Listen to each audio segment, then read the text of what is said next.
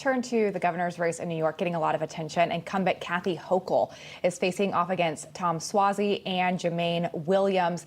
Does Kathy Hochul have a chance here of keeping this? Oh, my God. She's now, remember, she just became governor because Cuomo resigned. She was the lieutenant governor. But incumbency does come with a lot. And then this is sort of, she should win and win big. I mean, I think anything less than 70% is a hit against her.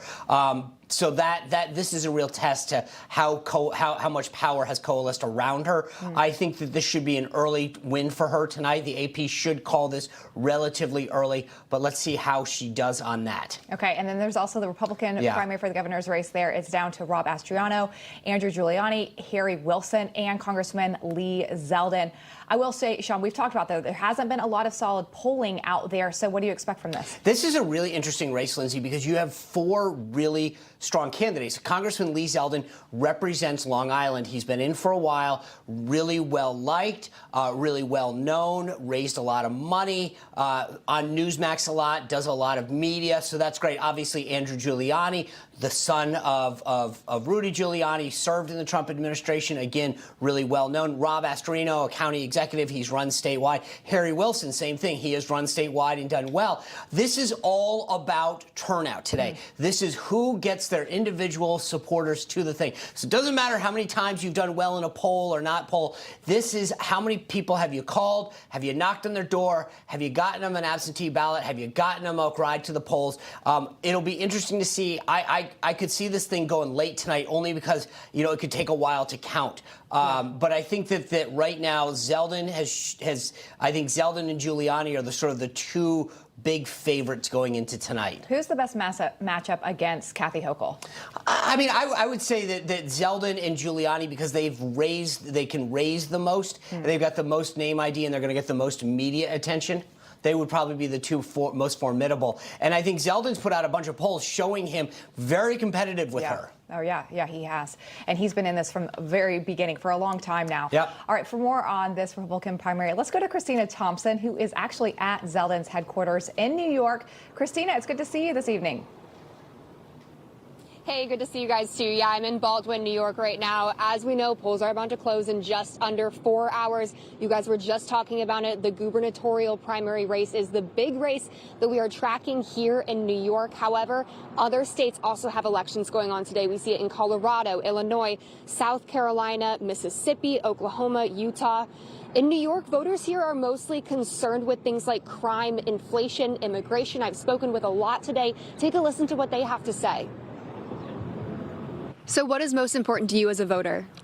Four things. Number one, the economy, taxes, rights, especially freedom of speech, and also the Second Amendment.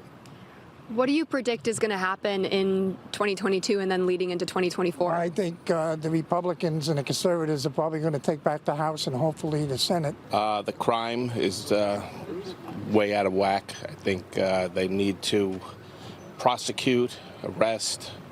Everybody's getting away with just a slap on the wrist and getting right out. Inflation has gone berserk, and it's about time we get a Republican leader in here to straighten out this state.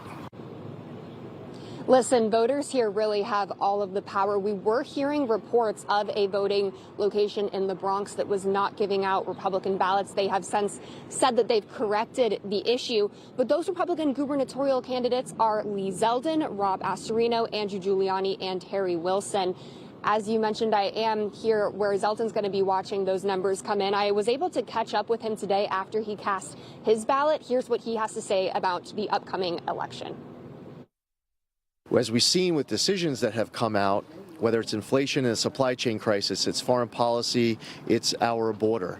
Here in the state, people concerned about cashless bail, they want to see it repealed. Kathy Hochul says, show me more data.